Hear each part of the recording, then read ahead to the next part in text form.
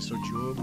Eu estou começando agora o podcast 1 de direção para o espetáculo Monólogos Urbanos. Essa sequência de podcasts de direção, né, começando com esse primeiro, ela é para a gente ganhar tempo nos nossas aulas, nossos encontros para ensaio, né? Numa grande parte da direção, das interpretações dos atores, das atuações e também da construção dos personagens, em que, na verdade, grande parte do tempo que se gasta, o diretor, a diretora, no diálogo com os atores, é mais em relação ao entendimento tanto do espetáculo como um todo, das suas camadas, das suas nuances, dos objetivos de cada nuance, de cada personagem. Então, muitas vezes existem alguns momentos em que eu ou outro diretor, diretora, a gente está dirigindo um ator ou uma atriz que 80% do que a gente precisa falar ali naquela direção para que a interpretação e a atuação daquele artista melhore, tem a ver com entendimento do propósito do espetáculo, do entendimento filosófico, sociológico, enfim, de todas essas camadas. Às vezes chega a ser isso, às vezes não, às vezes tem a ver com preparo, preparação de ator mesmo, corpo, voz, às vezes repertório, enfim, tantas outras coisas, às vezes questões próprias do ator ou da atriz, éticas, morais, da vida, que ele precisa separar uma coisa da outra, por aí vai. Mas uma grande parte tem a ver com o entendimento dos conceitos envolvidos no seu próprio personagem, nas cenas e tudo mais. Então, esse primeiro podcast de direção, que é para a gente ganhar tempo de ensaio, ele vai trazer 6 conceitos que eles se permeiam no espetáculo e eles passam por vários personagens, né? E aí os próximos podcasts de direção, aí sim eu vou pegar 3 personagens, cada um dos podcasts, e vou falar de cada personagem, né? Então, cada podcast trabalhando aí 3 personagens, aí jamais individualizando. Mas esse primeiro eu gostaria que todo o elenco ouvisse, porque eu separei aqui em 6 conceitos que permeiam, né, praticamente todos os personagens, tá bom? Quais são esses 6 conceitos que nós vamos trabalhar na peça? Nós vamos fazer o público refletir sobre esses 6 aspectos. São eles: trabalho, poder, segurança, preconceito, capital e um olhar positivo, tá? Existem outros, né? Mas eles estão ali já de forma secundária, terciária. Esses 6 são os que eu separei. São 6 conceitos principais para a gente atingir o super objetivo que está explicado melhor no outro podcast. Vou repetir os 6 conceitos e aí a gente parte para falar de cada um deles. Os 6 conceitos são trabalho, poder, segurança, preconceito, capital e olhar positivo. São esses os 6 conceitos que permeiam quase todos os personagens e que constroem o super objetivo do espetáculo. Lembrando que esses conceitos, todos, essa reflexão filosófica, ela não vem da cabeça do professor Diogo, tá? Ainda que ele esteja fazendo o podcast, né? Essa montagem do Monólogos Urbanos, ela é apenas a montagem de um texto que já veio pronto e que já foi encenado, né? Na primeira montagem do Monólogos Urbanos, os primeiros 4 meses foram de pesquisa, de grupo, né? Então todo o elenco contribuiu, os 2 diretores trabalhando em cima de pesquisa, né? E tudo isso fomentou esses conceitos todos que eu estou trazendo, que também vêm de muitas leituras, né? Então, além de vir do elenco, de muitos exercícios dentro do processo, da formação da Mariana Lopes, outra diretora na área do turismo, né, e também o olhar dela em cima da vivência como professora de teatro, diretora, né, também vem da minha própria formação de mais de 2 décadas estudando São Paulo, né, estudando o meio urbano, uma década como professor de arquitetura, orientando acho que eu orientei mais de 40 trabalhos de conclusão nesses 10 anos e E também com a minha formação, né? A minha formação, que também são 12 anos de formação, 3 anos no Liceu de Artes e Ofícios de São Paulo, que é uma escola técnica que, além do meu curso ser relacionado à cidade, é uma escola técnica que tem uma história com São Paulo. O Liceu de Artes e Ofícios de São Paulo e o Ramos de Azevedo foram, assim, agentes muito importantes na construção do início do século XX da cidade de São Paulo, para ela se tornar uma cidade industrializada e depois se tornar a maior cidade do Brasil. E eu vivi eu me formei e dei aula por 10 anos nessa instituição, que é o Liceu, que inclusive tem um centro cultural só sobre essa história toda, né? E também a minha formação na Universidade de São Paulo, na USP, na Faculdade de Arquitetura e Urbanismo, que lá também foram mais 9 anos dentro da USP, que se a universidade, né, é o cérebro da cidade, né? Tem lugares que a gente fala que é o coração. A universidade sempre é o cérebro da cidade. São Paulo tem várias universidades, mas a USP é a maior universidade da América Latina.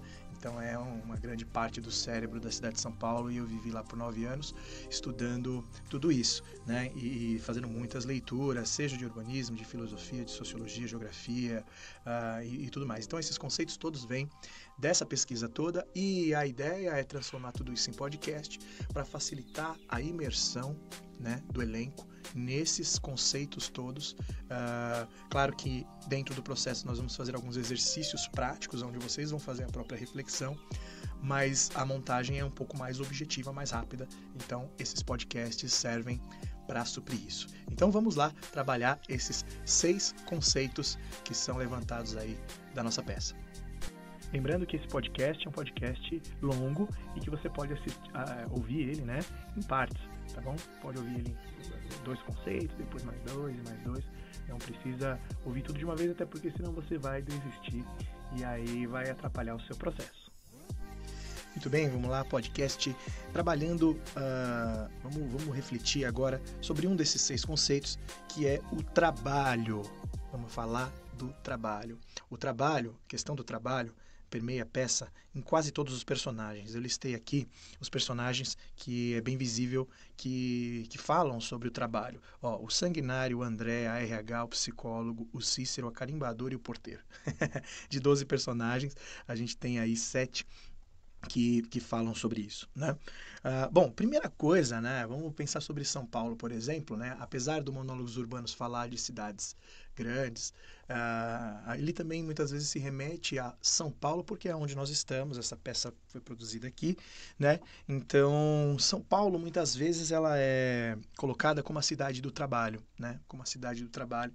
Ela já foi classificada, vamos dizer assim, apelidada com esse nome muitas vezes. E isso pode ser visto de forma ruim ou de forma boa, né? Eu vou dar um exemplo que eu sempre comento. Uma vez eu estava num bar com alguns amigos, né? E aí tinha um rapaz que estava começando a namorar uma amiga minha, e a gente não conhecia muito ele veio no bar, né? E ele era carioca, ele é carioca. E ele tava lá no bar e tal, e a gente batendo papo, aquela coisa descontraída e tudo mais. E ele, assim, apesar de não conhecer a gente, né?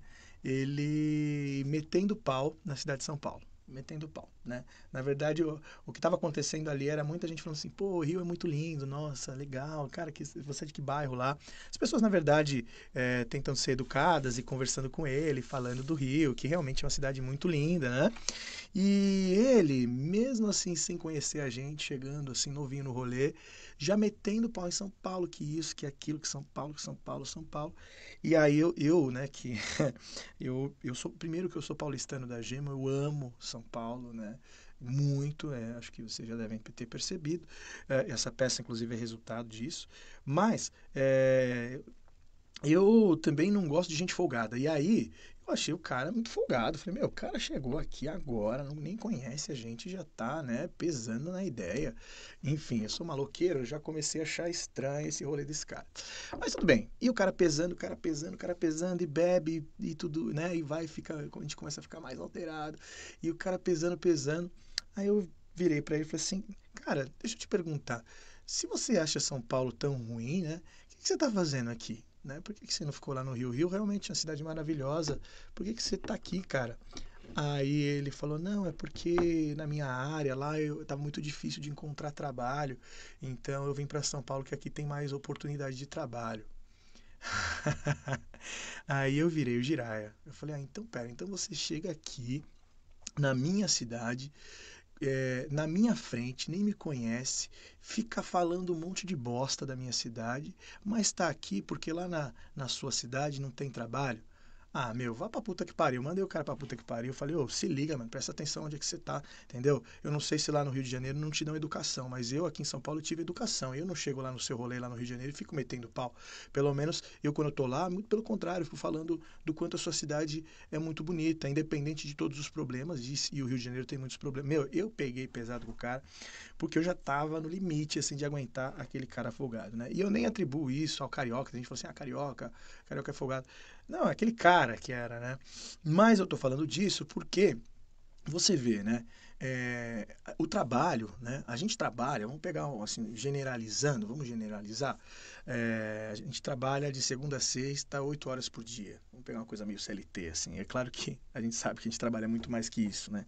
Mas se você pegar 8 horas por dia, de segunda a sexta, né? A semana tem 7 dias, a gente trabalha 5. 8 horas por dia, enquanto tem sol, né? Então, a maior parte esmagadora, enquanto tem sol, a gente está trabalhando em 5 dias dos 7 dias da semana. E a gente sabe que de final de semana tem muita gente que trabalha. A gente sabe que tem muita gente que trabalha até mais do que 8 horas por dia. É claro que existem as pessoas que trabalham à noite, mas percebe o quanto a gente vive trabalhando. A nossa vida, a maior parte do tempo da nossa vida na semana é trabalhar. É trabalhar, né? Então, isso tem um impacto na vida das pessoas e no urbanismo quando a gente fala do impacto da vida das pessoas, a gente sabe que numa cidade que se ela tem poucas pessoas, esse impacto da vida das pessoas reverbera de uma forma nessa cidade. Se você for para uma grande capital chinesa que tem milhões de habitantes, o impacto da vida das pessoas na cidade, na dinâmica da cidade, é muito maior, muito intenso. Então, a nossa relação com o nosso trabalho, ela resulta também na dinâmica da nossa vida na cidade, porque é na cidade que a gente trabalha, né? É claro que a gente teve esse período aí de pandemia, muita coisa home office, né? Isso vai deixar um registro também que vai modificar um pouco as cidades, mas uh, mas é isso. E aí, finalizando essa questão da cidade do trabalho, eu acho que a gente pode olhar isso como uma coisa boa, como uma qualidade da cidade de São Paulo, que até tem a ver com o nosso super objetivo, do quanto essa cidade acolhe as pessoas que são cheias de sonhos no mundo capitalista e precisam ter uma remuneração para realizar esses sonhos, não importa qual seja, né? E muitas vezes ela consegue realizar esses sonhos aqui em São Paulo, porque aqui ela tem trabalho, ela produz e ela recebe dinheiro por isso, e com isso consegue realizar o sonho de, sei lá, ter uma casa, ter uma família, sei lá, não importa qual que seja o sonho. Isso está na fala de alguns personagens, né? Uma outra questão também, dentro da questão do trabalho, é a busca, né? Aliás, é o propósito. O propósito, quando a gente é criança, tá lá no texto do Cícero, né? A gente fala assim, quando eu crescer eu quero ser bombeiro, quando eu crescer eu quero ser isso. E a gente tem aquela coisa lúdica de imaginar o trabalho como uma missão de vida, né? Uma missão, veja, missão. E é uma coisa muito bonita, né? Que de fato algumas pessoas conseguem e muitas acabam não conseguindo ter essa missão, né? Que a gente pode chamar também de propósito, né? De encontrar um propósito naquilo que você faz. Muitas vezes a pessoa está realizando um trabalho, né? Ela está realizando um trabalho que tem um propósito muito bom, muito bonito, seja tratar as pessoas. Eu vou dar o exemplo da minha ex. A minha ex, ela trabalha até hoje numa empresa de engenharia que produz estações de tratamento de esgoto, né? E de tratamento de químicos da indústria. né? E aí, assim, é uma empresa de engenharia, corporativo pra caramba, passa o dia inteiro projetando as tubulações, as estações, vai visitar a obra, etc. E eu me lembro que ela, um período, ela ficava muito infeliz por conta, né, do corporativo, aquela coisa, aquele ambiente meio tóxico e tudo mais. E aí eu falava pra ela, eu falei assim, olha, tudo bem, tem essa questão aí do corporativo, desses vícios do mundo do trabalho, uma série de coisas totalmente desnecessárias, existe. Mas eu falava, meu, e ela fez design, né? Então ela tinha uma visão, assim, quando a gente é formado, recém-formado, a gente tem uma visão um pouco romântica da profissão, né?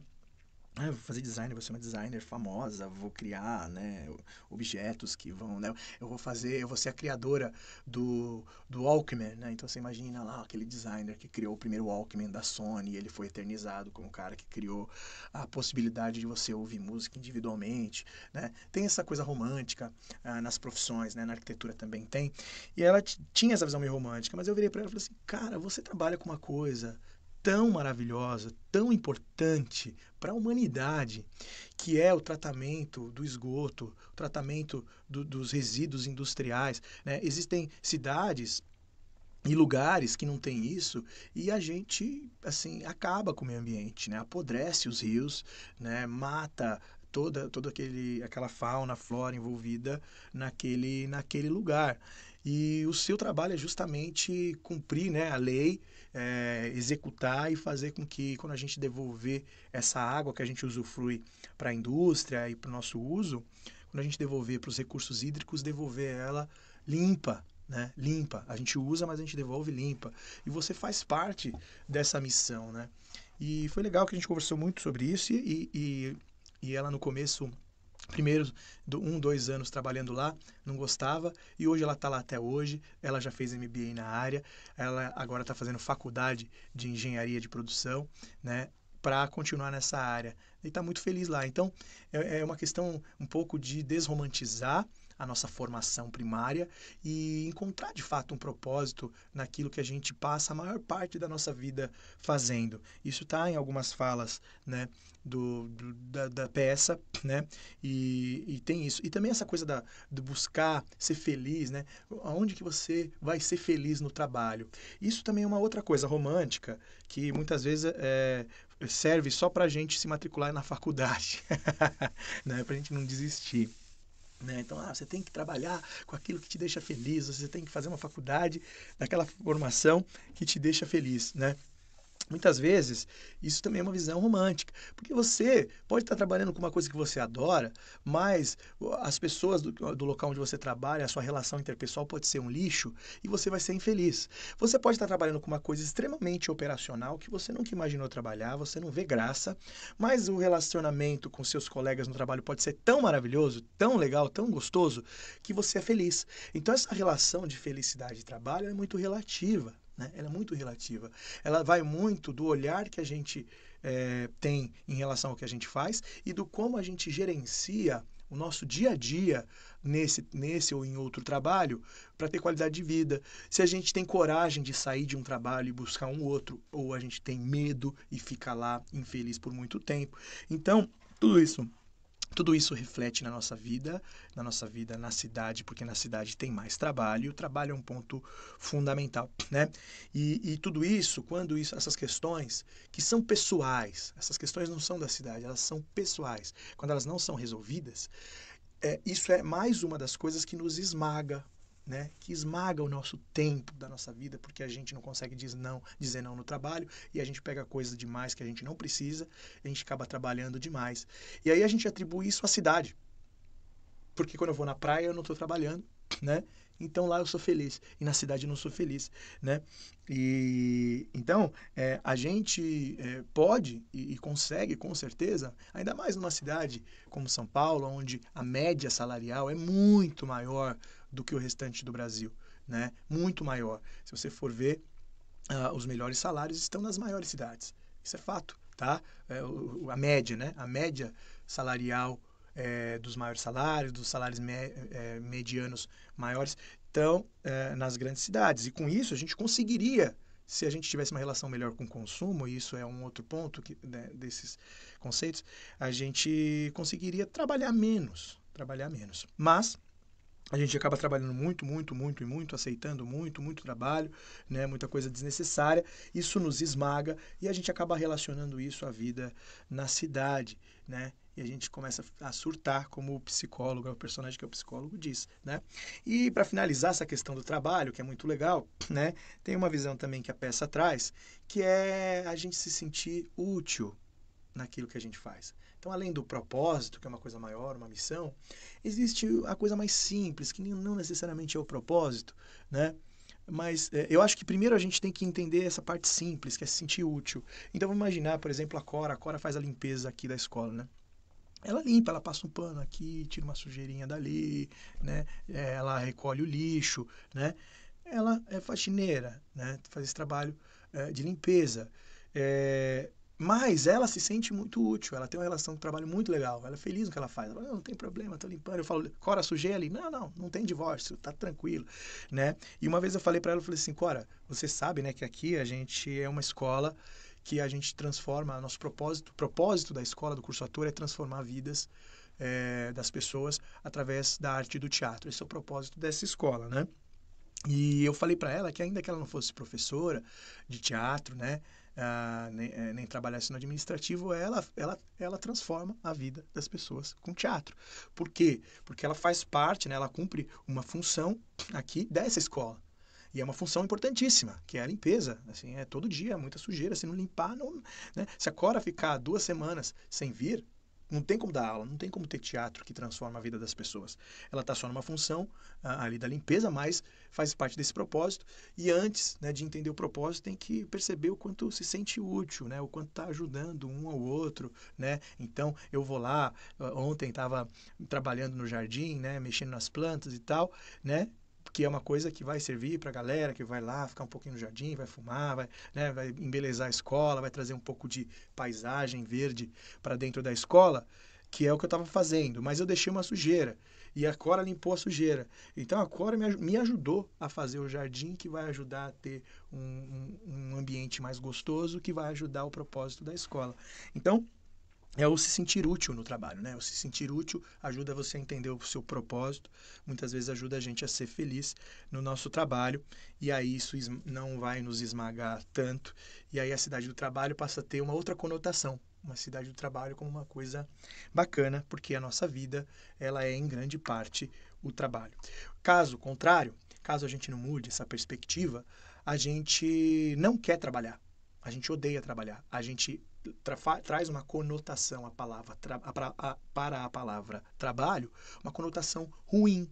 Ah, isso dá muito trabalho. Ah, isso não é o meu trabalho, sabe? Eu não sou pago para fazer isso e não sei o que e tudo mais. E aí a gente significa que enquanto eu estou trabalhando eu estou infeliz. Só que se a maior parte da minha vida na semana é trabalhar, significa que a maior parte da minha vida é infeliz.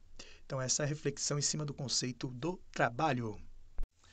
Próximo conceito que a gente vai fazer uma reflexão, que está muito também envolvido na peça, eu chamei de capital, tá? Capital, dinheiro, consumo, tá? Riqueza, tá? Esse conceito, o conceito do capital, ele também envolve vários personagens de formas sutis ou muito diretas, principalmente o personagem a Rica, óbvio, né? A Jandira, que é a empregada doméstica da Dona Helena, da Rica, o Cícero, que faz uma reflexão sobre consumo muito interessante, e a carimbadora também, né?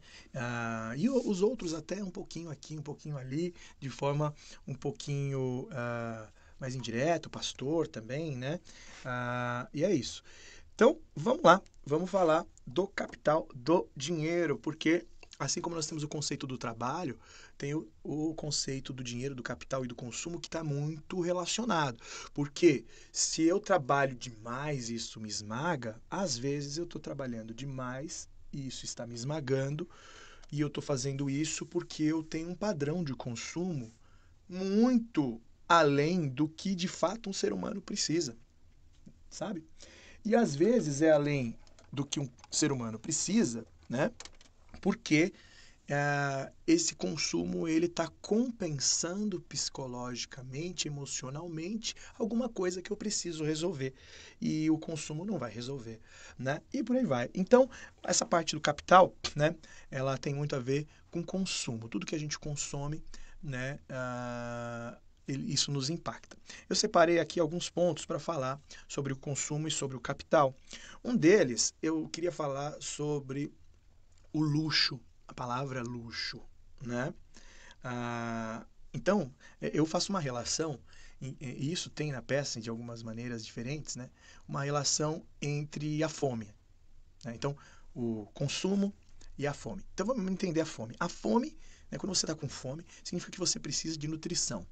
É isso. Aí, e eu nem estou falando do apetite. Depois eu vou até relacionar com o apetite. Aí você vai lá e come. Você precisa de nutrição, você vai lá e come e você fica. Se você comer um pouco, você fica satisfeito. A fome passou. Mas muitas vezes você quer comer mais. E você come mais, porque aquilo é gostoso, porque aquele outro é gostoso, porque aquilo é muito bom, porque aquilo é muito bom, né? E aí isso tem um nome que é a gula, certo? Então veja, a fome é a necessidade de nutrição. Eu como, fico satisfeito quando eu comi aquilo que eu preciso. E a gula é quando eu como tudo aquilo que é muito gostoso em excesso, sem pensar no amanhã, sem pensar nos efeitos colaterais de saúde e etc. Né?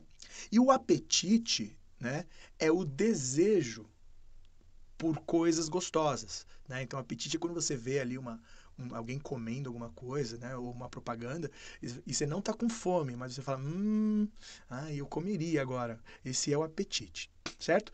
Fome, estar satisfeito, gula e apetite. Fazendo um paralelo, uma analogia disso com o consumo, é muito interessante. A gente precisa consumir coisas, a gente precisa, né? Até mesmo a própria comida é um consumo, né? A gente precisa consumir coisas básicas para nossa vida funcionar, fluir, né? Eu preciso de uma roupa para vestir, senão eu vou passar frio, né? Eu preciso de uma roupa para vestir para o meu trabalho, né? Que lá eu tenho uma função X e a roupa ela é uma identidade e ela comunica, né? Eu preciso de uma roupa para sair com uma menina, com um menino, né? E eu quero estar bonito porque eu quero, né? Sei lá, que a pessoa me olhe e aprecie, e isso comunica, e por aí vai. Então, o consumo, claro, ele tem a ver com necessidade. Então, fazendo uma relação com a fome, né? Aí a gente consome, a gente vai lá e compra coisas, né? Existe um certo nível de coisas que a gente comprou que já saciam a nossa necessidade de consumo, né? E a gente percebe, a gente sabe a hora que a gente está lá, numa loja, ou no shopping, ou no mercado, e a gente vê uma coisa, e aí, como se fosse o apetite, o desejo, a gente não precisa daquilo, mas aí a gente compra. E aí isso seria a gula, né? Isso seria o excesso, isso seria o consumismo. Então a gula é o consumismo. O desejo das coisas, né, que são criados pelo marketing, né, que é a influência para que nós tenhamos esse desejo de consumir, é o nosso apetite. Né? Quando a gente está satisfeito, significa que a gente comprou aquilo que a gente precisa e está tudo bem. E quando a gente está com fome, significa que a gente está precisando comprar coisas básicas, né, para sobrevivência. Eu preciso de papel higiênico, né? Eu preciso disso, daquilo e tudo mais, né? Essa relação, esses níveis todos, né, eles fazem com que se você não se controlar e virar uma pessoa consumista, você vai ter que trabalhar muito, porque o dinheiro é o que faz com que a gente consiga consumir. E se eu trabalhar muito e eu só trabalhar, isso impacta na nossa vida como a gente já refletiu na questão do trabalho, tá? Então, essa reflexão. Outra reflexão também que tem na peça é o consumismo como uma forma de compensar, né, a nossa infelicidade. Então, aí a gente consome para ter conforto, porque eu estou infeliz. Aí quando a gente consome uma coisa, a gente fica um pouquinho feliz, daqui a pouquinho passa. Então o consumo como pequenas pílulas, pequenas doses muito assim, muito fracas de felicidade, para suprir uma felicidade genuína que é muito maior, que é de se sentir bem, é de conhecer pessoas legais e se relacionar e ter um dia gostoso, né? Então, o consumo como uma compensação, né, de uma infelicidade. Isso também está na boca de alguns personagens, tá em alguns personagens, né? E o consumismo, volto a dizer, ele reflete também na nossa vida na cidade. Uma outra questão em relação ao capital, também em relação ao consumo, é a questão da ostentação. Né? A ostentação não é apenas a gula é consumir em excesso, é o consumismo. A ostentação é o status, né? É o status, é você ostentar o status de quem tem o poder aquisitivo para ter tralhas e trecos, né? Que talvez eu nem precise, para eu ter 45 tênis, que eu nem uso, né? Mas só para mostrar para as pessoas que eu tenho esse poder financeiro. Né? Essa é a ostentação. E essa ostentação, né, esse poder do capital, que muitas vezes é chamado de sucesso, e dá essa conotação à palavra sucesso, mas sucesso pode ter também outras conotações, né? Pode ter mais a ver com realizar coisas do que comprar coisas. Isso é diferente. Realizar coisas e comprar coisas são coisas diferentes. A palavra sucesso pode ser utilizada para esses dois conceitos, mas o sucesso muitas vezes, né, tá relacionado ao carro que a pessoa tem, aonde ela mora, o tamanho do apartamento, roupas, etc e tal, né? E isso gera... Aí você fala, pô, Diogo, o que isso tem a ver com a cidade? Cara, isso tem muito a ver, impacta, tudo da vida do ser humano impacta na cidade. E eu vou dar um exemplo, tá? Eu vou dar um exemplo. A ostentação, ela gera, né, a cultura da ostentação, ela gera ídolos da ostentação, né? Pessoas que têm uma visão, né, e que se importam com essa questão da ostentação, do status, do sucesso em cima do consumo, elas têm ídolos. Elas seguem, né, messias, pessoas que são, né, os lifestyles, né? Enfim, pessoas que apreciam, admiram outras pessoas, não pelos que elas fazem na vida, pelas ideias, né, ou pela energia daquela pessoa. Não. Ou pela beleza. Não. Pessoas que admiram e têm ídolos só porque eles consomem, ele tem um padrão de consumo muito luxuoso, né? E aí admiram, falam, essa pessoa é uma pessoa de sucesso, pô, se ela tem esse carro, é porque ela é demais. Uma vez, quando teve a eleição para a prefeitura de São Paulo, o João Dória, ele ganhou, né? Ele foi eleito, mas isso não me impressionou. O que me impressionou foi que distritalmente, né, o João Dória ganhou no Capão Redondo. E o Capão Redondo, né, quem conhece o Capão Redondo, é perto de onde eu nasci, né, ele sempre foi um lugar, né, muito pobre, com pouquíssima infraestrutura, né, muito caótico e uma massa trabalhadora primária assim muito grande e que tinha consciência de classe. O Capão Redondo, diferente de outras periferias, era um lugar diferenciado porque tinha consciência de classe, principalmente pelo histórico com Racionais e outros grupos de rap que sempre fizeram uma reflexão em cima das injustiças, né, da vida, da desigualdade e tal. E o Capão Redondo sempre teve uma consciência de classe e sempre votou para a Prefeitura de São Paulo em pessoas que lutavam pelo combate à desigualdade, né, e tudo mais. E o Dória foi uma exceção, assim. Foi um momento em que o Capão Redondo elegeu o Dória. Ele ganhou no Capão Redondo e foi bem na época em que o funk ostentação ele estava no auge. Hoje não é mais, né? Funk ostentação, por exemplo, não está mais tão no auge. O próprio funk já perdeu muita potência, né? Para outros estilos de música. Ainda é importante, mas perdeu bastante. Mas naquela época, lembro, naquela data, o funk ostentação ele tinha chegado ao seu ápice. Os MCs, né? O clipe dos MCs era ostentando mansões, ouro e etc. E quando a ostentação ela é uma cultura, quando a ostentação é uma cultura, ela constrói valores, sobretudo na juventude, e essa juventude vai construir a sua perspectiva de vida em cima deste paradigma que é a ostentação, né? João Dória é ídolo, saca? João Dória é ídolo, é uma pessoa de sucesso, porque olha o carro dele, olha o dinheiro que ele tem, etc e tal, então eu vou votar nesse cara, que esse cara é o tal. E eu pergunto para o Capão Redondo, depois dessa gestão, o que João Dória fez pelo Capão Redondo. Mas percebe a influência que isso tem numa cidade? Tem uma grande influência. Uma outra reflexão em cima do capital e do consumo, né? Já está acabando esse tópico, é o ter para ser. Ter para ser. Então tem a ver até também com a ostentação, mas a gente vive muito, né, nesse paradigma onde, sobretudo no meio corporativo, em alguns lugares da cidade, e não só, olha, eu vou dizer, não só no meio corporativo, eu vou dizer em todos os meios, né? É uma coisa quase da comunicação, em que a gente, quando não conhece as pessoas, a gente bate o olho, né, e simplifica aquela pessoa naquilo que a gente está vendo nas primeiras palavras que ela falou. E a gente fala, ó, essa pessoa é assim. Aí depois, se a gente conhece mais, convive mais, a gente vê que não necessariamente a pessoa é daquela forma.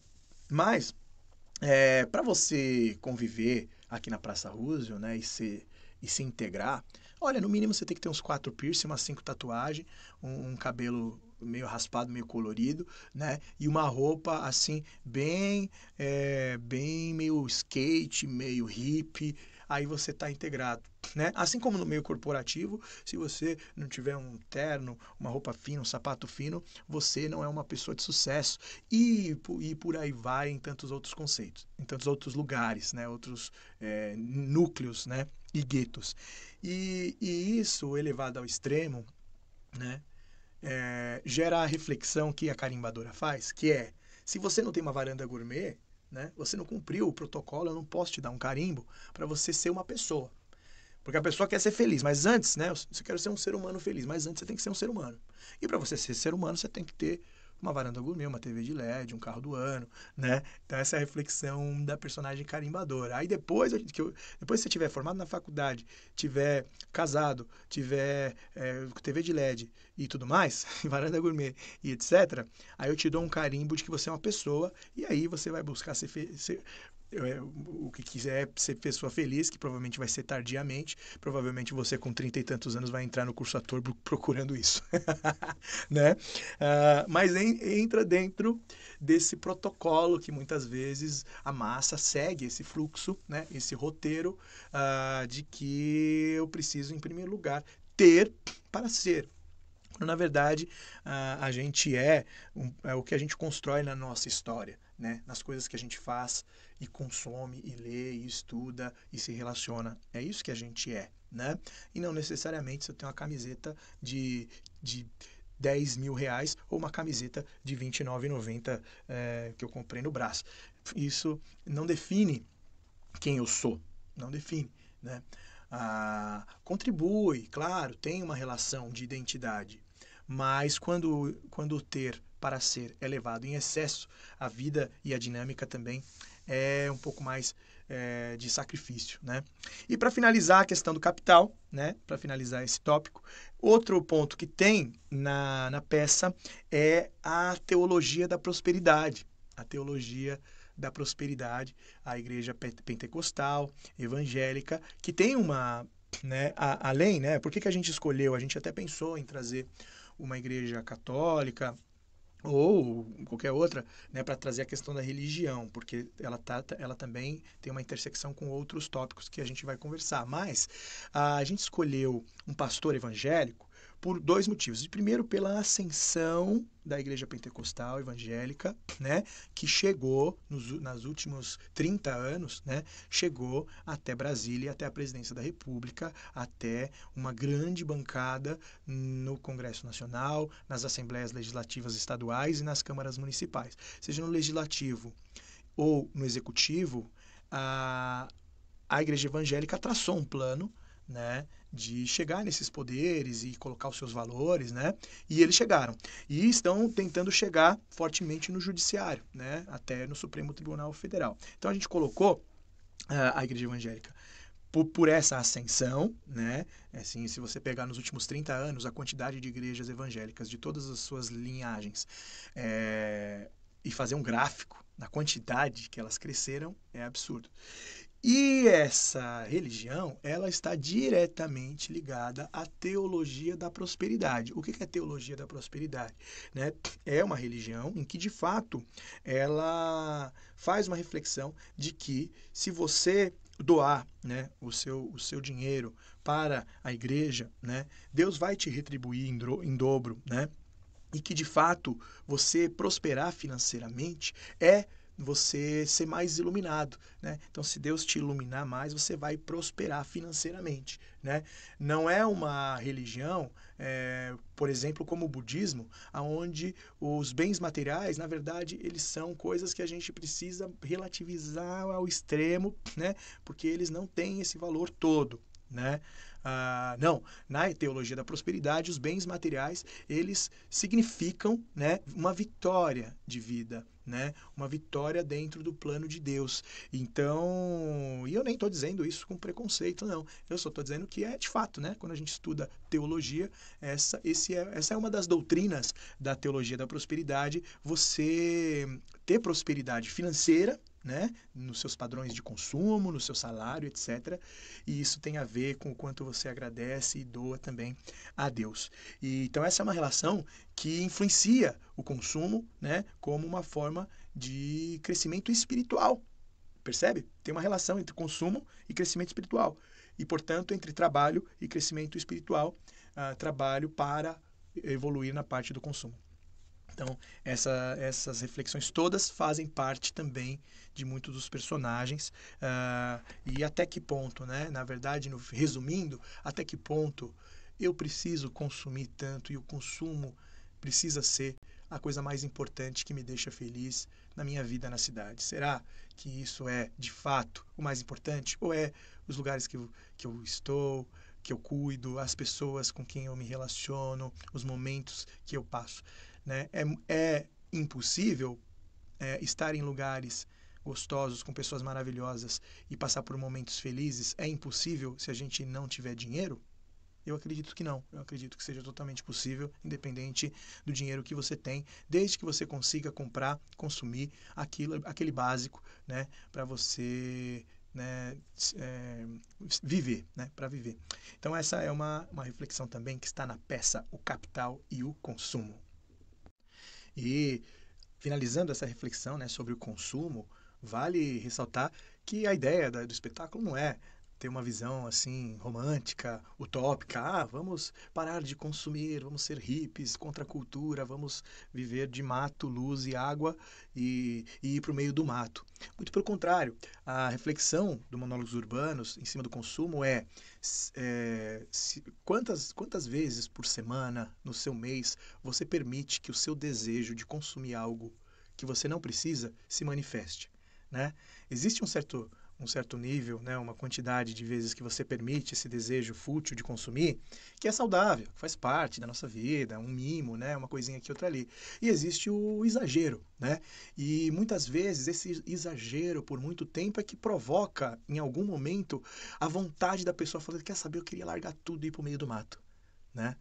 Mas porque a pessoa às vezes vive comprando 2, 3 vestidos por semana que talvez nunca use, sabe? Então a peça faz essa reflexão, muitas vezes porque a própria vida exagerada que a gente tem em vários aspectos no meio urbano faz com que a gente romantize, inclusive, uma vida assim afastada dos centros urbanos com uma vida muito melhor. Claro que tem coisas muito legais e também tem vários problemas, como em qualquer lugar que a gente for viver. Certo? Então agora vamos para o nosso próximo conceito. Falamos do conceito do trabalho, falamos do conceito do capital. Então, portanto, agora vamos falar do poder. Conceito do poder, né? O poder que tem tudo a ver com o conceito do capital, não é? No mundo capitalista. Mas o conceito do poder, ele é um conceito também que vem permeado na peça, em alguns personagens, na fala, então no pastor, na carimbadora, na RH, no Cícero, né? E em alguns outros. E o primeiro tópico desse conceito do poder, que eu vou ressaltar, é da igreja, o poder da igreja, da religião, das instituições religiosas, que inclusive não pagam imposto e são instituições formadoras de opinião com as suas doutrinas, todas elas, né? O poder da igreja está representado ali em alguns personagens. E essa formação, né, de opinião da igreja que das igrejas, e que são, volto a dizer, instituições de formação de opinião e cultura, né, dentro da espiritualidade, mas não deixa de ser formação de opinião e cultura, que não pagam impostos, né, não pagam impostos. Elas, apesar de fazer muitas vezes trabalhos maravilhosos de solidariedade e também de resgate, né, às vezes a pessoa tem uma vida ali que ela não queria ter, que ela fez muita besteira, e às vezes a religião vai lá e dá um caminho, dá um norte. Isso é verdade, muitas religiões, né? Mas, apesar disso, também, muitas vezes, por conta de quem conduz essa religiosidade, né, as religiões são fábricas de preconceitos, fábricas de perpetuação dos valores que já estão obsoletos e arcaicos, do machismo, do racismo, da homofobia, né, e de tantos outros preconceitos que muitas vezes eles ficam ali sempre sendo fomentados, e aí pode virar um milênio, e pode vir 2030, 2050, 2300, 3000 anos, e às vezes a religião é o que segura a gente de evoluir numa vida de um convívio mais de diversidade, né? Então essas doutrinas da igreja é de fato um grande poder na cidade, um grande poder dos costumes e da forma de convívio das pessoas, né? Então se nós temos, né, dificuldade na cidade entre conviver com o diferente, e numa metrópole tem muitas pessoas diferentes, uma parte, né, vem de algumas pessoas que conduzem a religiosidade dentro de doutrinas extremamente rígidas, onde não pode ter diversidade. O homem é de um jeito, a mulher é de um jeito. O homem senta desse lado, a mulher senta daquele lado, é véu, ou ele tem que ser assim, assado, né? E doutrinas muito rigorosas. Ainda que praticamente todas as religiões pratiquem e disseminem o valor do amor ao próximo, né? Muitas vezes parece que depende quem que é esse próximo, porque se esse próximo for uma pessoa muito diferente do padrão da nossa doutrina, não vale a pena amar. Na verdade, muitas vezes o que se dissemina é o ódio. Então, é um grande poder dentro da cidade, é um dos grandes poderes, poderes até financeiros, econômicos e políticos, a igreja, tá? Então a igreja, as igrejas, elas são donas de várias propriedades na cidade, várias, tá? Muitas.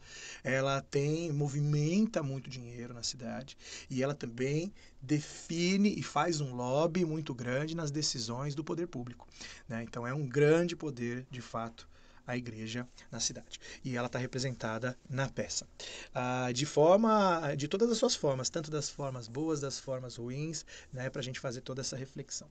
Outro grande poder, e é claro, é o Estado. Né? É o Estado, é o poder público e o seu controle, né? É o poder público como um grande poder que, ao mesmo tempo, tem um controle, às vezes em excesso, sobre algumas coisas, e sobre outras, na verdade, não consegue promover o que deveria promover. Então, a reflexão em cima do Estado, né? A gente tem nas cidades brasileiras, no Brasil, de forma geral, no mundo todo, mas no Brasil muito forte, assim, aquela sensação assim, não vale a pena pagar imposto, imposto é dinheiro jogado fora, porque o Estado não me dá um retorno. E isso gera uma relação direta entre as pessoas, a sociedade e os espaços públicos e os bens públicos. Quando eu tenho um Estado, e a gente vê isso em vários países, não só países desenvolvidos, muitas vezes você vai viajar aqui para o Chile, para o Uruguai, você vê relações mais interessantes, onde o poder do Estado, seja da prefeitura, etc., ele promove, né, um retorno maior no transporte público, na saúde, na limpeza da cidade, etc., do investimento que é o imposto. Porque o imposto nada mais é de um investimento em alguém, né, para cuidar de uma coisa que a gente não consegue, né? Então, assim, a gente precisa de hospital, aí a gente investe, que seria o imposto, e esse imposto deveria fomentar aí os hospitais, por exemplo, né, o SUS e etc.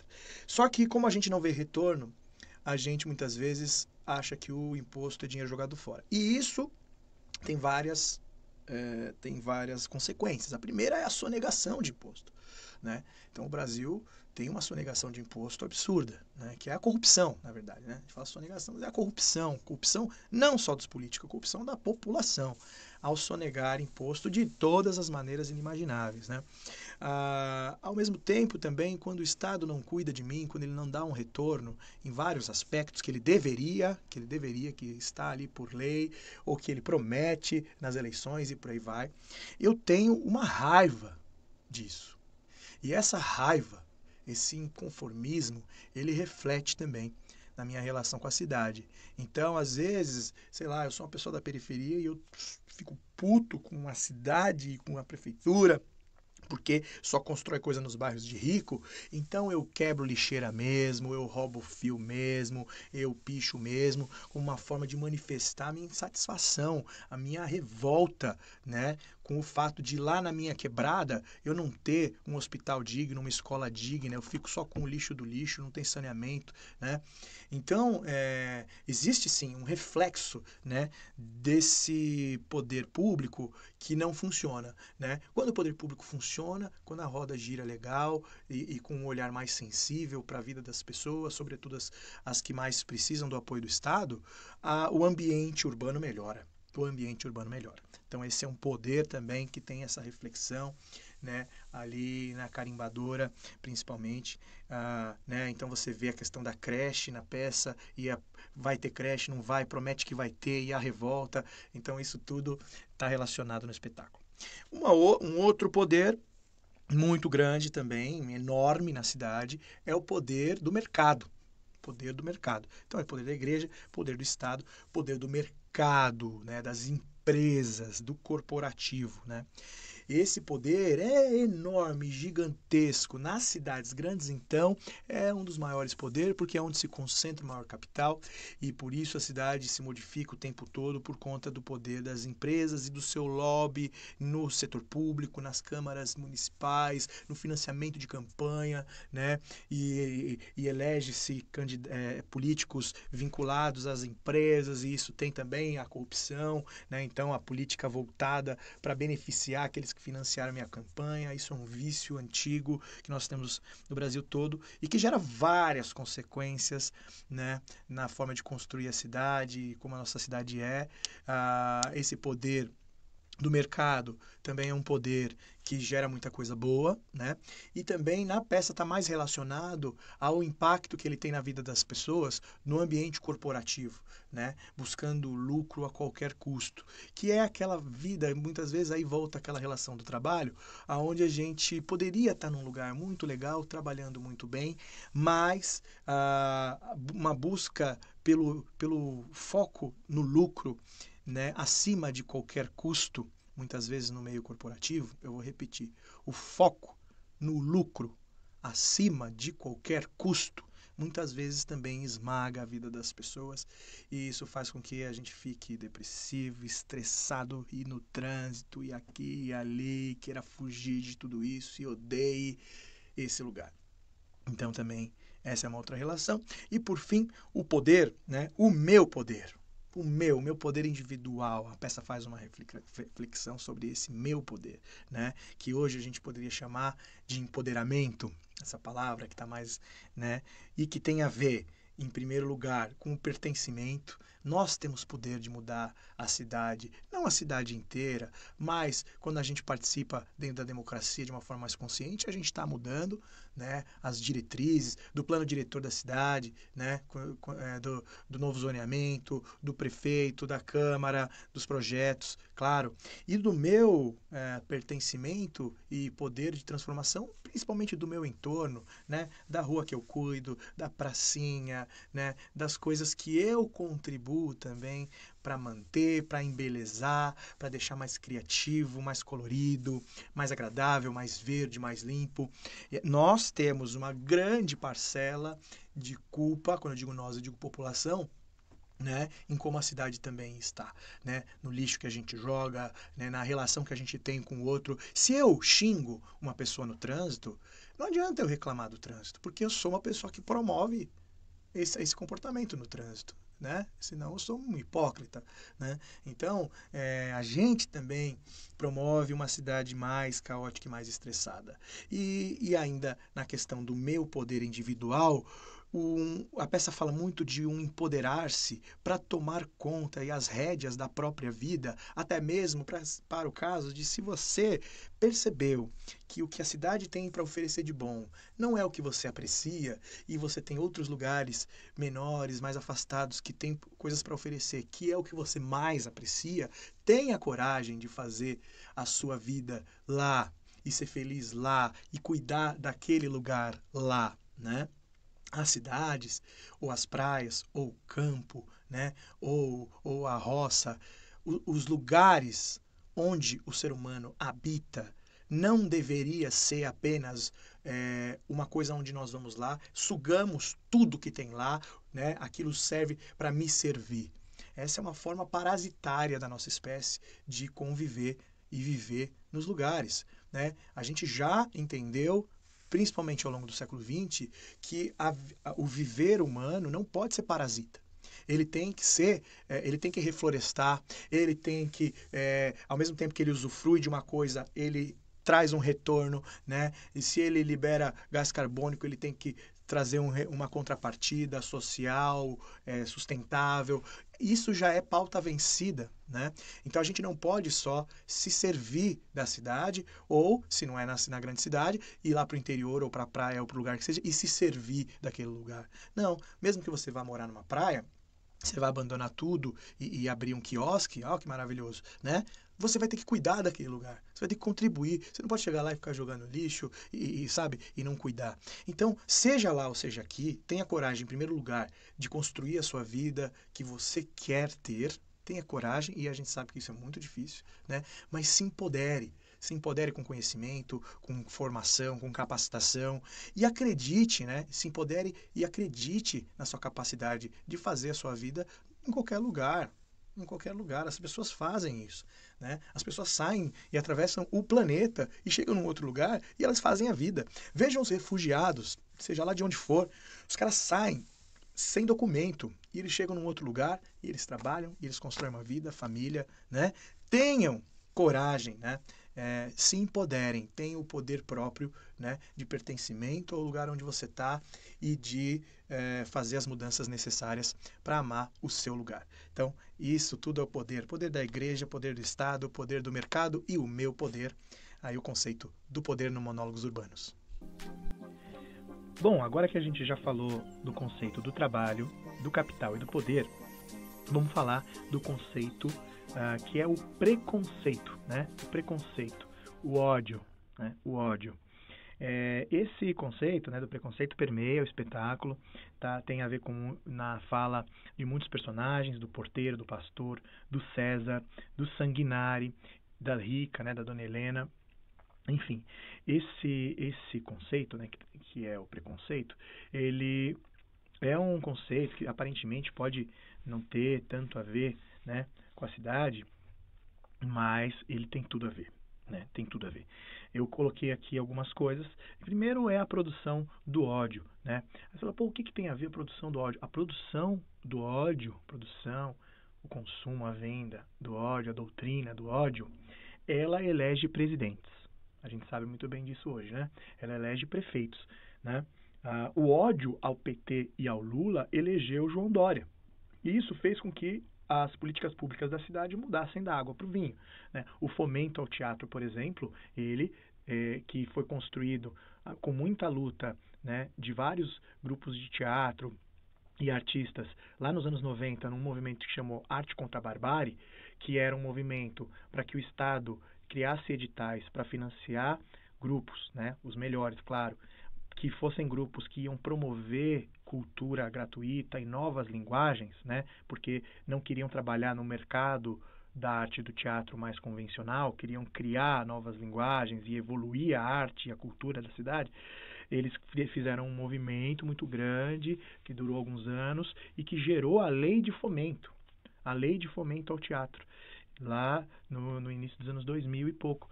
E aí ela durou, né, aí seus 15 anos, até entrar o João Dória, que primeiro congelou 40% e depois acabou por praticamente anular a lei de fomento, né, o fomento ao teatro, e tantos grupos maravilhosos que viviam disso e produziam coisas incríveis no Teatro de São Paulo, eles hoje simplesmente desapareceram. O Sátiros é um deles, né? O espaço que hoje nós estamos aqui no CA, ele deixou de ser do Sátiros por conta da gestão do João Dória, que acabou com o fomento e o Sátiros ficou na rua, né? Então esse é um exemplo. E esse exemplo de tantos outros, né, de políticas públicas que mudaram da água para o vinho, mudaram por conta de uma eleição onde o ódio elegeu um prefeito, né? Diogo, então você está fazendo um podcast partidário. Não, eu estou falando que a gente não deveria escolher os nossos políticos pelo ódio. A gente deveria escolher os políticos pelos projetos, né, pelas políticas públicas, pelo que a gente acha que está faltando na cidade. Diogo, mas eu votei no Dória por isso. Porra, que legal, bacana. Acho que se você votou no Dória por conta das políticas públicas alinhadas à sua ideologia, maravilha, tá tudo bem. Mas a gente sabe que uma grande parte da massa, né, votou por conta do ódio ao PT, ao Lula, né, que ali se envolvia muitas questões, questão da corrupção, Lava Jato, claro, todo jogo político, mas também preconceito de classe, porque ele é um operário que fala errado, né, que incomodava muita gente, um nordestino, né? Tem gente que votou no Dória por conta apenas da corrupção que viu no governo do PT, ok. Mas muitos outros votou por ódio ao Lula, né? Por ódio ao Lula. E esse ódio ao Lula também nutrido por muito preconceito de classe, de raça, né? E tudo mais, né? Então, o ódio muda a cidade, o ódio muda um país. O ódio ele determina quantas mortes vão ter numa pandemia. A gente sabe disso hoje, isso é muito claro, muito nítido, né? E a política do ódio, ela não promove coisas boas. Então, essa é a conclusão, né? A política do preconceito e do ódio não promove coisas boas na cidade. E então, se a gente promove o ódio, o preconceito, a gente vai colher o que isso promove. Se a gente promove outra coisa, Diogo, então tá falando que a gente tem que promover o amor. Eu acho que a gente tem que promover o amor, a inteligência, a pesquisa, né, as boas soluções, a eficiência, né, a gente tem que promover a diversidade, a arte, a cultura, a evolução humana e o amor, sabe? E tudo isso, né? Então não é apenas o amor versus o ódio, uma visão simplista de alguém que vai vir e vai salvar, né? Um mito, né? Então eu coloquei alguns pontos que envolvem o ódio, né? O preconceito de classe, o preconceito LGBTQI+, a homofobia, transfobia, preconceito de raça, preconceito de gênero, né? A gente vê tudo isso permeando, então, no trânsito lá, vai pilotar fogão, tinha que ser mulher, a gente vê tudo isso o tempo todo, né, na cidade, né, na relação entre a polícia, né, e as pessoas negras, né, principalmente homens negros, né, é diferente, e isso gera uma consequência muito grande na cidade em relação à segurança, que é o outro conceito que nós vamos conversar, né, por conta de preconceito racial, de racismo, né, entre polícia e crime organizado, ou entre polícia e pessoas negras, que não são do crime, que são pessoas trabalhadoras e tal, né? Então, o preconceito, ele gera uma relação complexa. Mesmo na questão da homofobia e transfobia, né, ela infelizmente ainda faz com que São Paulo, uma cidade como São Paulo tão gigantesca, ainda que seja uma cidade mais acolhedora para as pessoas trans, para os gays, lésbicas e tal, porque a gente sabe que muita gente vem de cidades menores para morar aqui, porque aqui consegue viver melhor, muitas vezes, né? Mas ainda assim a cidade ainda é, em 2021, uma cidade de guetos, onde tem bairros onde se eu sou gay ou trans, eu posso andar, e bairros que eu não posso andar, senão eu levo uma lâmpada na cabeça, né? Então, o preconceito, ele promove muita coisa ruim no nosso ir e vir, no nosso direito de existir na cidade, de se manifestar, de celebrar, de conviver, de frequentar lugares, né? E restaurantes e tudo mais. Então, o preconceito, o ódio, ele influencia numa vida urbana pior, né? O preconceito faz com que a qualidade de vida urbana seja pior, né? E como a gente viu, a cidade, ela é o grande centro da diversidade humana, as grandes cidades, né? Então, esse é um ponto muito forte do espetáculo, né?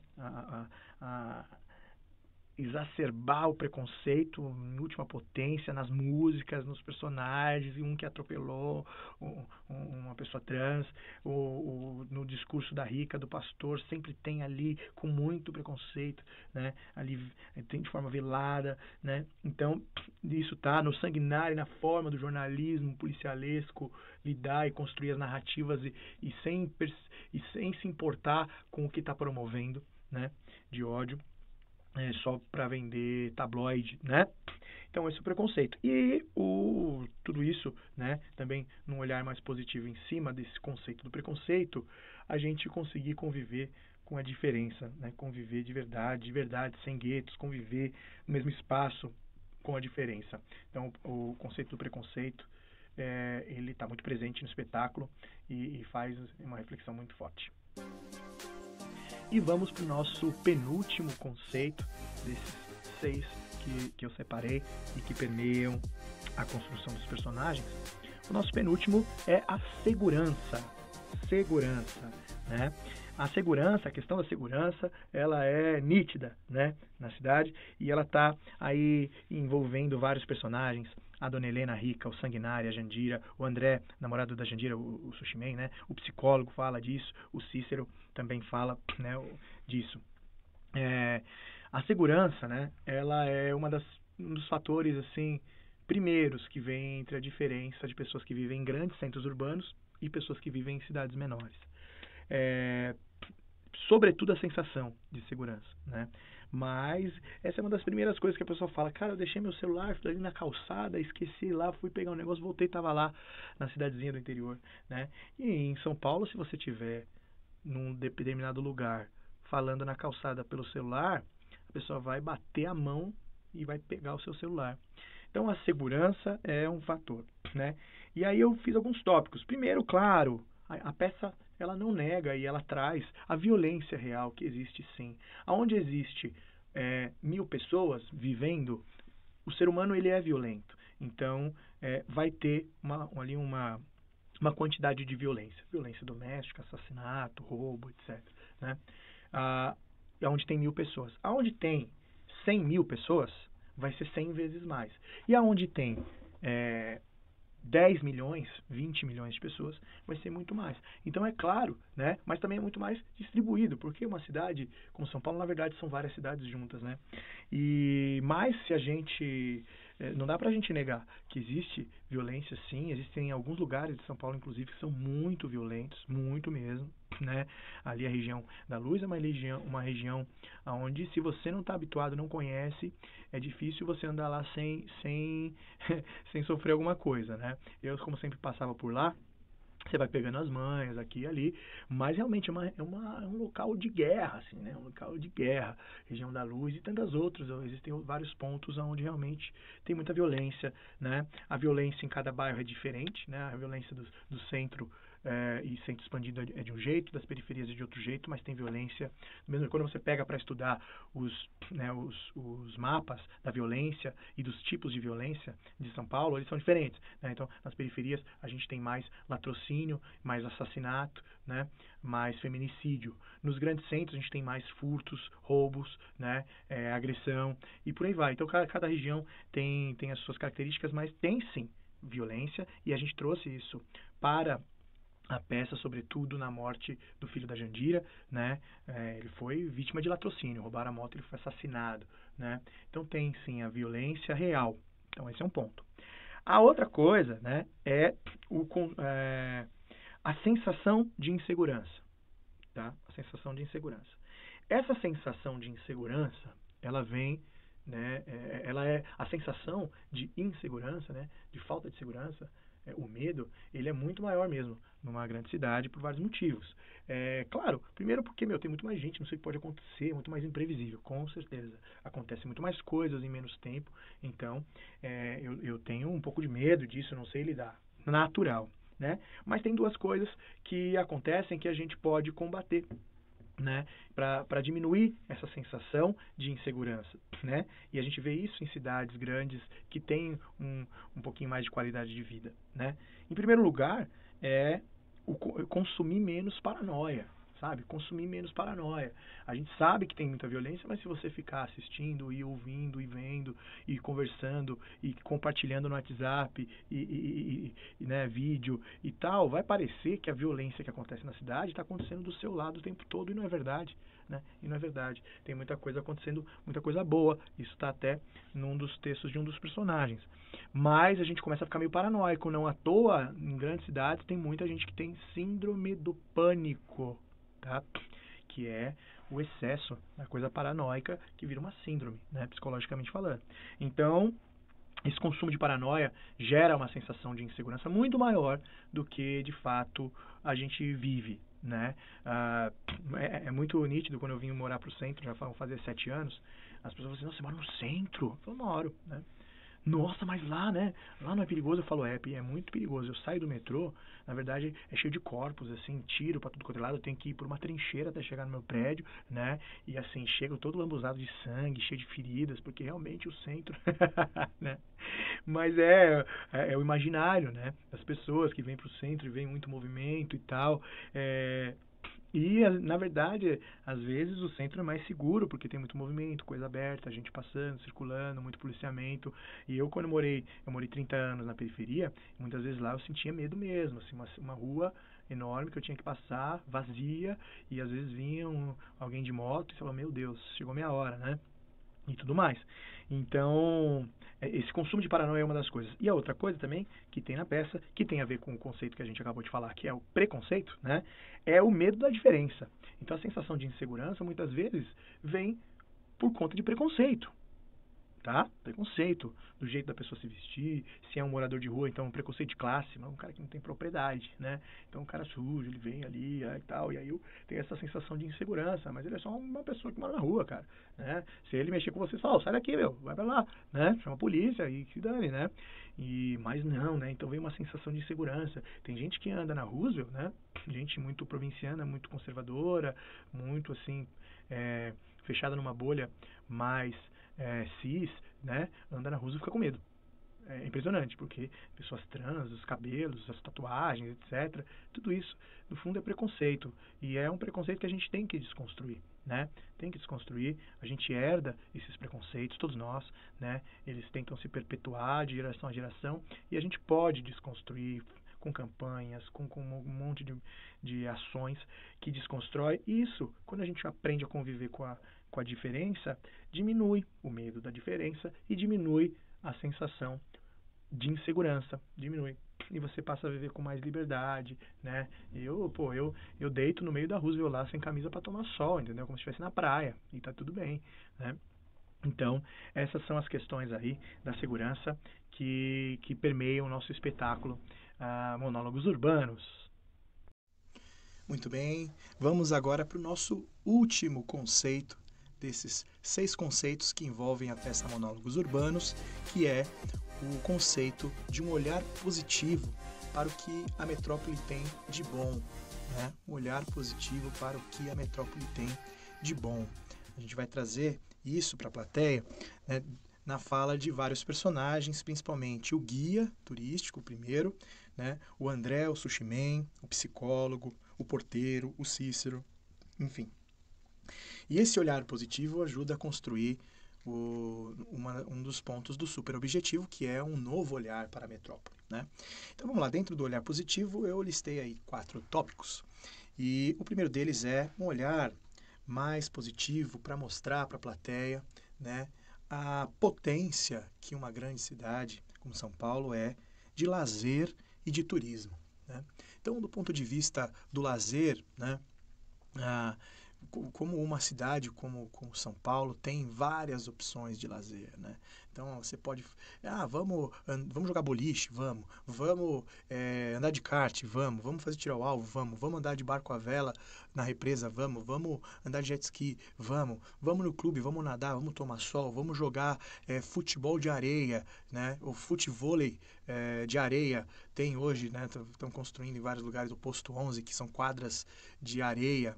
Vamos jogar beach tênis, vamos andar de patinete, de patins, de skate, tem várias, né? São Paulo é a capital do skate do Brasil, que é uma das potências mundiais do skate, né? com várias pistas, né?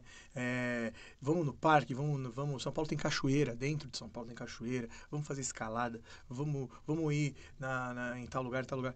Várias opções de lazer que muitas pessoas muitas vezes não conhecem, né? E vamos num restaurante disso, num restaurante daquilo, vamos isso. Balada, bar, né? Várias opções de lazer que além das opções do mundo do consumo, né? São Paulo já é também com certeza a capital do consumo. A gente tem o Brás, tem o Bom Retiro, a gente tem Oscar Freire, 25 de Março, Santa Efigênia e tantos outros centros de consumo, shoppings, né? E mais shoppings, até se diz, né? Praia de Paulista é o shopping, né? Mas o lazer além do consumo, né? O lazer de várias outras formas e existem muitas opções de lazer que muitas pessoas muitas vezes nem conhecem, né? E shows e teatros, né? E tudo mais, circo e por aí vai. E o turismo, né? Um olhar para o turismo. Se o paulistano fizesse mais turismo na própria cidade, né?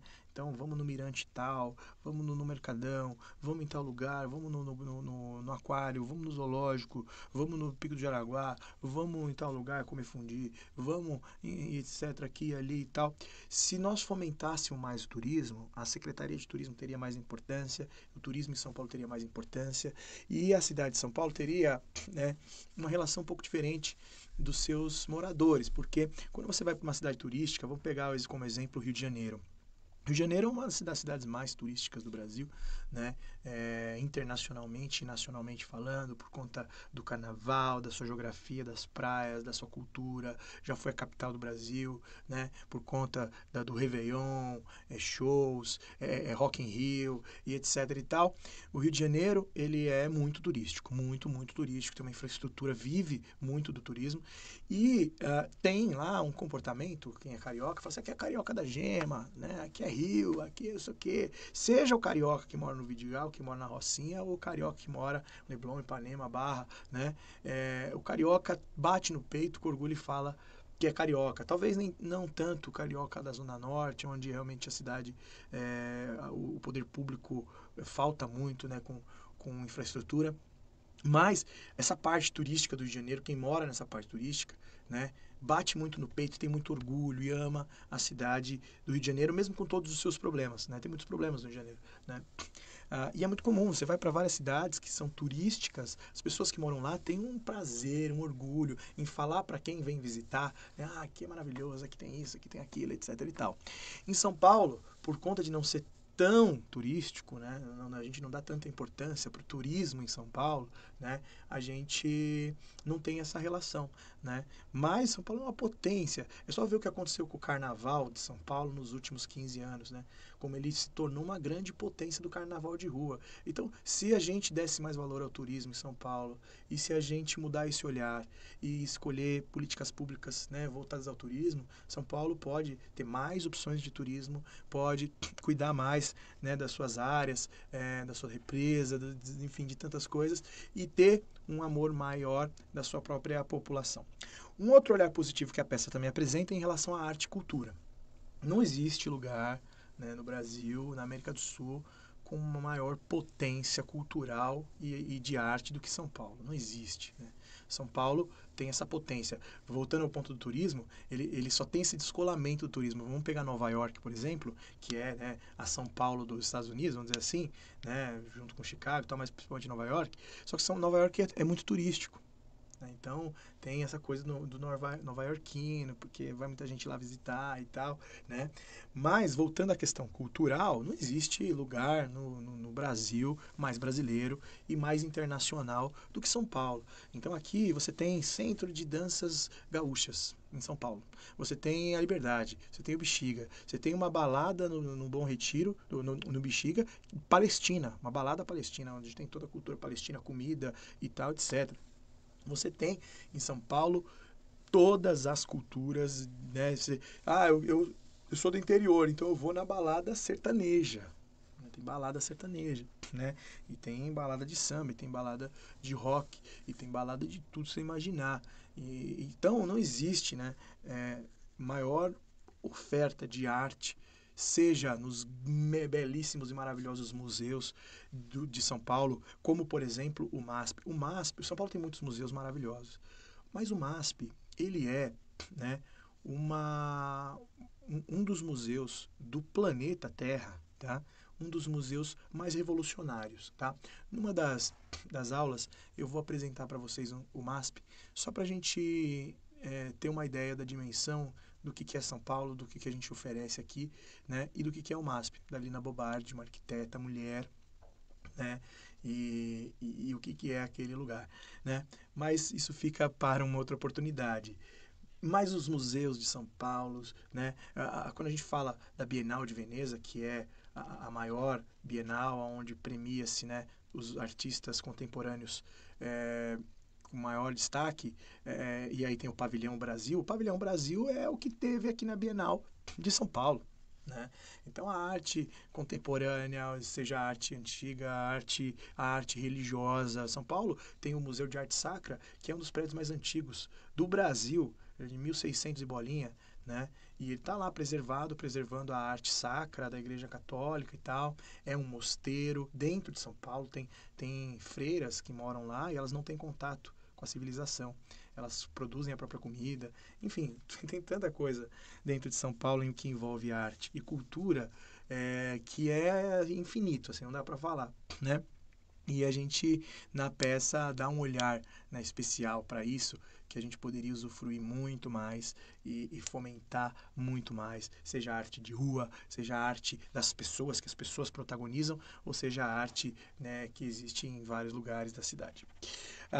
Um olhar positivo também para a oferta de possibilidades que existe em São Paulo, seja de trabalho, seja de moradia, né? Seja de você poder, por exemplo, em São Paulo tem o Hospital do Câncer, né? Que é referência no Brasil inteiro. Então, vem gente do Brasil inteiro se tratar o seu câncer aqui. Né? Então, se você tiver câncer ou alguém da sua família tiver, você mora em São Paulo, do lado de um hospital que vai ter o melhor tratamento de câncer, né?